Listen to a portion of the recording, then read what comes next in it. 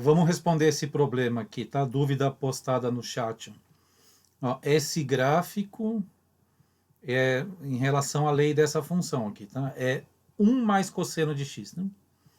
Como a adição é comutativa, isso é o mesmo que escrever cosseno de x mais 1, tá? Por isso que esse gráfico não está exatamente igual o que eu mostrei na aula para vocês de função cosseno, tá? Bom, aí analisando o gráfico, responda as questões. Qual é o período da função g?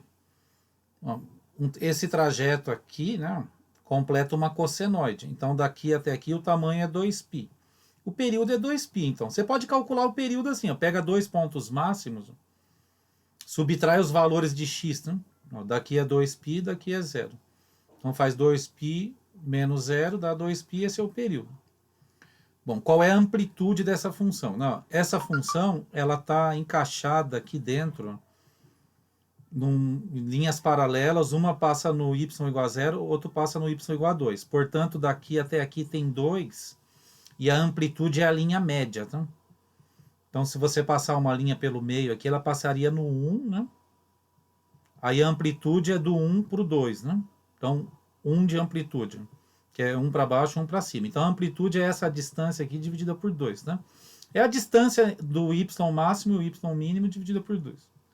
Bom, quais são os domínios e qual é o domínio conjunto imagem dessa função? O domínio são todos os valores de x, né? Porque você vai lá no infinito, esse gráfico vem fazendo esse movimento, né?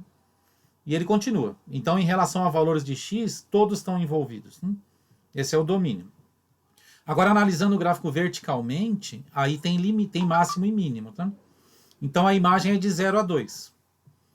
Então, a imagem é y maior ou igual a 0, menor ou igual a 2, e o domínio na análise na horizontal são todos os valores de x. Aí, compare o gráfico da função g com o gráfico de f de lei cosseno de x. Então, é para você comparar o 1 mais cosseno de x com o cosseno de x. Aí, eu fiz um gráfico aqui, tá? Ó, esse é o gráfico de 1 mais cosseno de x, que é o que está lá no livro, tá? Esse é o gráfico de cosseno de x, que é sem somar 1. O cosseno de 0 é 1, o cosseno de π sobre 2 é 0, cosseno de π menos 1, né? Aqui você está dando volta na circunferência e está passando por todos os cossenos. Né? Se você comparar esse gráfico com esse aqui é a mesma curva daqui. Só que ela está deslocada uma unidade para cima. Percebe que esse 1 veio para o 2, né? Se eu colocasse os dois no mesmo ponto, no mesmo plano, eles estariam assim, né?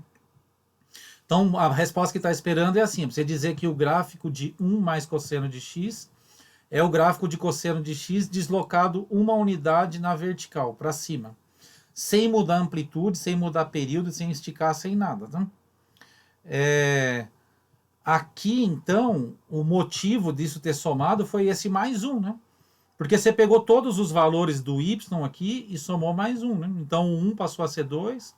Aqui o cosseno é 0, passou a ser 1, né? Só olhar ali. Quer dizer que se estivesse somando mais 10, esse gráfico teria subido 10 unidades, né? Se você estivesse tirando 5, né? Esse gráfico desceria, né? 5 unidades. Então, esse número que eu adiciono com o cosseno ou cosseno, com o cosseno ou com o seno, ele faz um movimento de translação na vertical. Tá? Aqui abaixo, né, eu vou colocar esse documento para vocês, estão as respostas. Não? Aquilo que eu falei no vídeo está aqui, né? É a imagem, né? Isso aqui não é em relação a esse, né? Essas respostas são em relação a essa daqui.